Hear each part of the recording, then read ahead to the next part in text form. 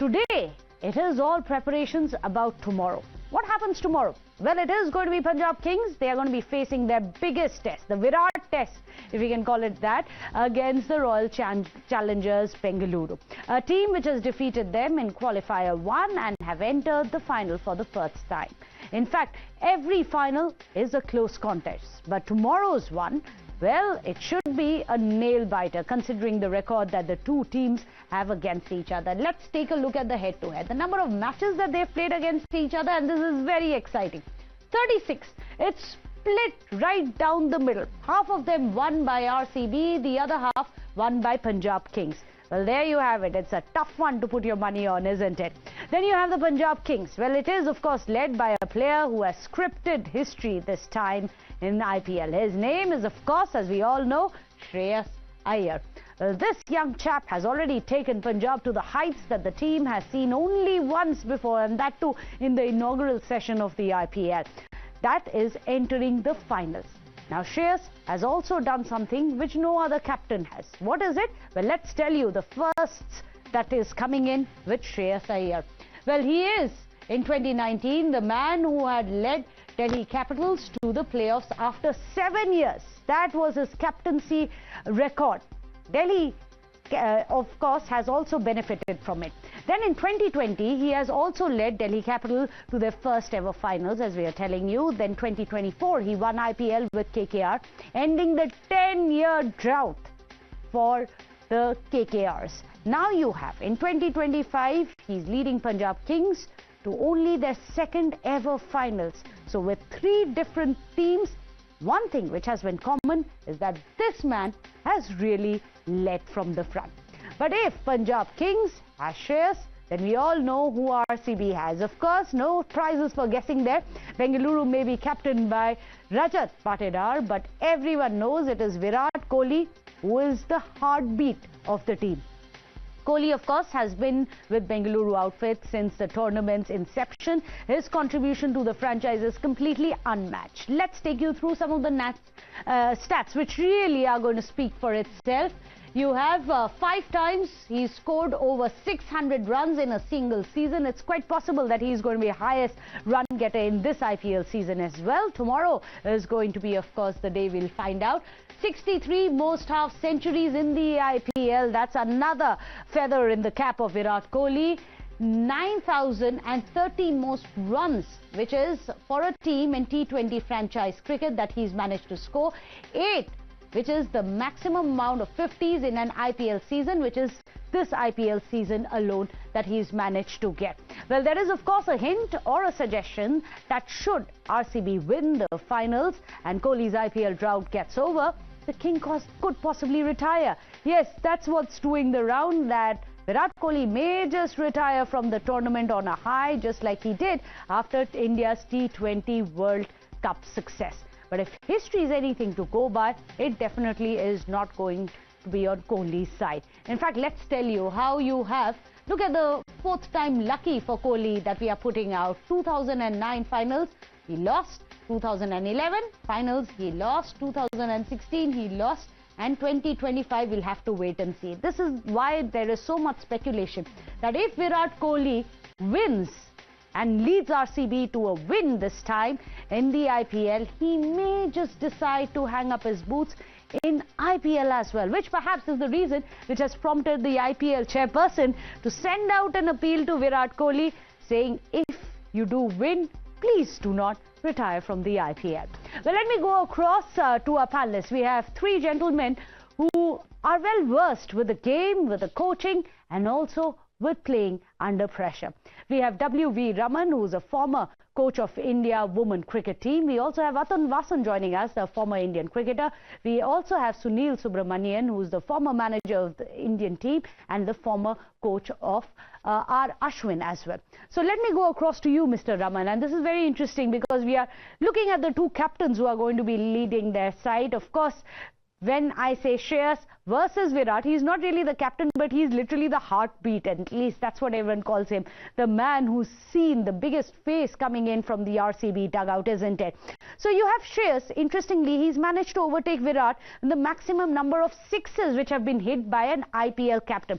Step by step, we have seen Shreyas overcoming and surpassing Virat Kohli's records in some of them. Do you think this is more than just a couple of stats? Do you think this is a sign of a generational change in Indian cricket itself? Yeah, in a way, Virat Kohli must have inspired Shreyas Iyer at some point or the other. You would have seen Virat Kohli go about different formats and succeed the way he succeeded. And you have taken a few pointers from him. But Shreyas Iyer has also been a player who is very adept in terms of playing white ball cricket. He's done extraordinarily well. And not that he's an ordinary player in red ball cricket. But the thing is that he is fantastic in white ball cricket. And what he's done extraordinarily well is to lead a side with a lot of uncapped players with such success. And he's doing it for as many as 3 sides. And that's something that you have to really appreciate him for. It's one thing to be on top of the game as a batter, but leading the side from the front with a batch of cricketers who are not necessarily very well accomplished, but still he's combined them well. He used the resources available to him extraordinarily, and he's taken them to the final. And there are a lot more things that will come out, obviously, once the season is finished in terms of what Shreyas Iyer did during the season. And I'm sure from that, a lot of people will learn that it takes a lot more than just batting as far as the captain is concerned. Absolutely. To take his team to the final. Well, absolutely. Couldn't agree with you. Atul Vasan, that's what we've seen in Shreyas Iyer. But what happens to Indian cricket? Is this IPL really going to be a litmus test for a generational change that seems to be happening? Because Virat Kohli, as we all know, as well, you have the IPL chairperson actually coming out and saying, please do not retire from IPL in case you do win. Because that seems to be the murmurs doing the round. Do you think that's where Virat Kohli may be headed towards winning it and then leaving on a high? Atul? No, he has made it very clear that he wants to play the ODI cricket, and why would he leave, unless he is retired from the ODIs also? He's still got it open that he wants to probably get the Olympic medal, and he's still fit. But he wants to actually just stagger his timeline, because he's got 2 kids now, and Test cricket takes too much out of you. It takes too much out of bandwidth, and we've got younger players now, and I think the baton has to move on. But IPL actually, and you should not actually, this is the problem with us, we have related too much importance to IPL with the whole of Indian cricket, because Indian cricket is much, much bigger. Test cricket is there. That is why probably we have lost to New Zealand under 3 days in India, which was unheard of because of this kind of skewed, thinking that probably IPL is Indian cricket is IPL. I think you can identify talent, but you have to see which players are catered to what. And I think if you don't create players for Test cricket, red ball cricket, which most players don't want to actually invest time, and because Test cricket is real test, it takes a lot of effort from you, and it's the low-hanging fruit is the T20. You become rich, you become famous, and with less work. And this is our society laps it up. So the players think, why should I go and sweat my ass off, and become a Test player, because sab kuch to mil raha hai. So मुझे लगता है that culture has to change, and Virat is the kind of guy, and senior players like Rahul Dravid and Rohit Sharma, they have to tell that cricket, because all the cricket, you ask W. Raman, you ask Sunil, who do we respect most? The contemporaries will always respect your Test record, not your T20 records. Well, that's a very valid point. In fact, I'll put that across to Mr. Subramaniam as well. Atul is making a very different point here. He says that cricket for India is much larger. When you look at Test cricket, that is where you're really earning your stride. That is where your legacy, the legacy of the wall, for example, has been built. Do you think we should, of course, celebrate, but then there are other formats where these stripes must be won, and that should be where the younger ones should be aspiring towards, not just T20, not just IPL.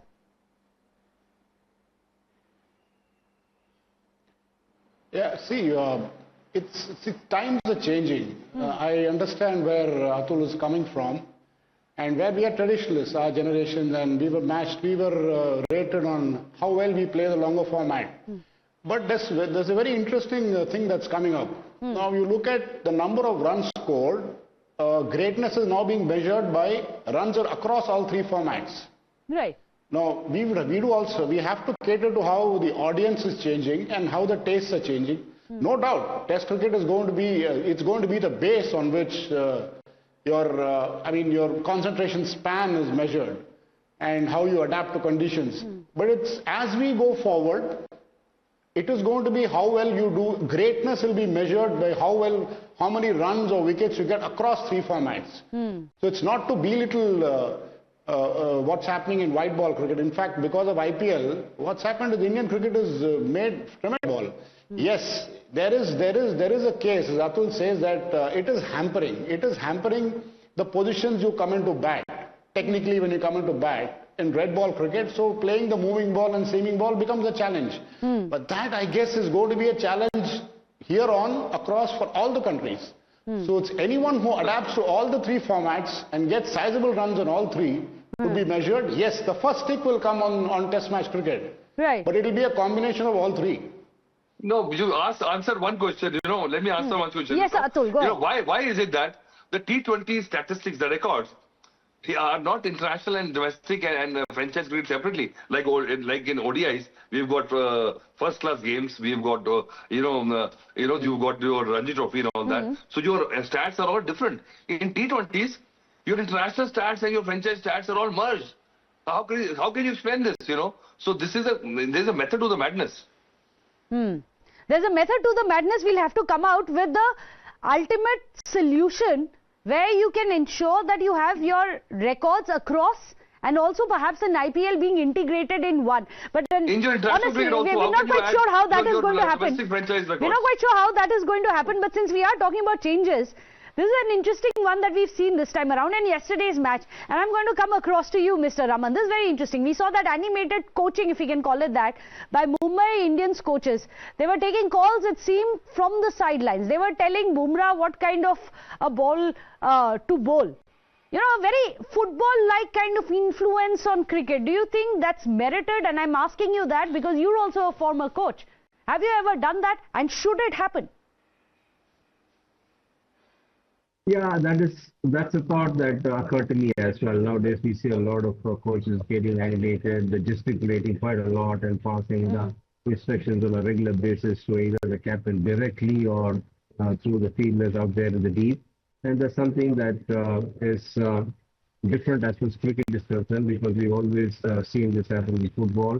Cricket, generally, the cricketers prefer to do things on their own on the field, but I think this is perhaps due to the fact that Ashish Nair has shown everybody the way to be animated, athletes for constantly chanting at his players and pass on instructions.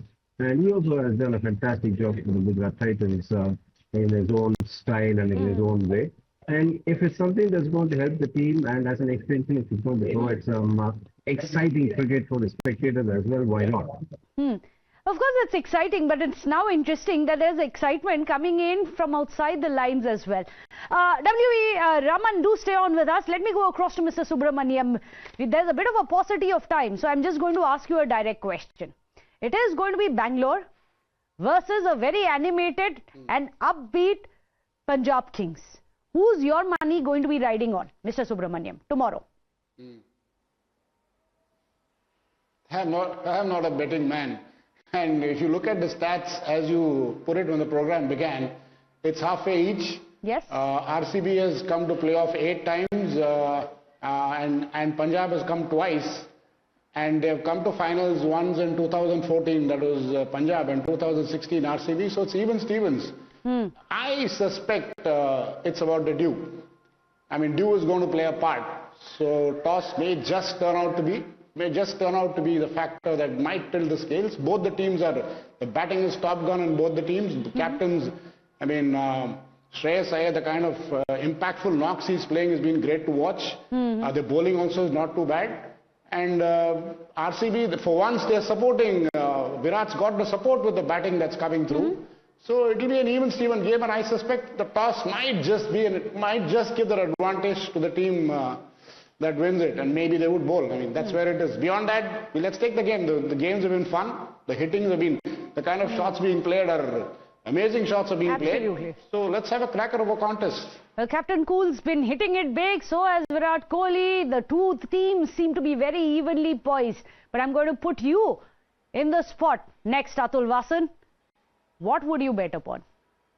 I would just bet that, don't give Virat Kohli a target to chase, because then the game is over. Because hell hath no fury as a woman's court. Hell will freeze over before he lets you give you total. If Virat is chasing and you've not got like some silly, obscene number, then the game is over. And Shreyas is actually, following in this footstep, becoming a good chase master. So I think it's going to be, because you need the maturity to get in the previous game when they imploded for 101 in Mullapur. I mean, that plan A, plan B, plan C didn't work. And then the genius of a test bowler, Josh Hazelwood, got Shreyas Iyer out. But I think Punjab has got a better footing because they spent a lot of time yesterday. They've already played on this ground. And I think Bengaluru has been sitting for 3-4 days, so that might just be the factor. That's why. So a lot would actually depend, as per you as well, as to who wins the toss. Quick question, I'll ask the same question to Mr. Raman. Go ahead. Lost his demons off his back of that World Cup match against Australia. Virat remains to do that, so tomorrow is a chance for Virat. Well, we are all hoping that there are going to be fireworks coming in, isn't it? Either team, may the best team win, but at least give us the entertainment, which it definitely looks like it's going to be a cracker of a match. So at least we are going to put it down. So let's put our money down on one of the best possible matches that we've seen in this IPL. It's going to be a cracker of a match, isn't it? Thank you so much for joining us, Mr. Raman, Mr. Subramaniam, as well as Atul Vasan. With that, a short break. Don't go anywhere.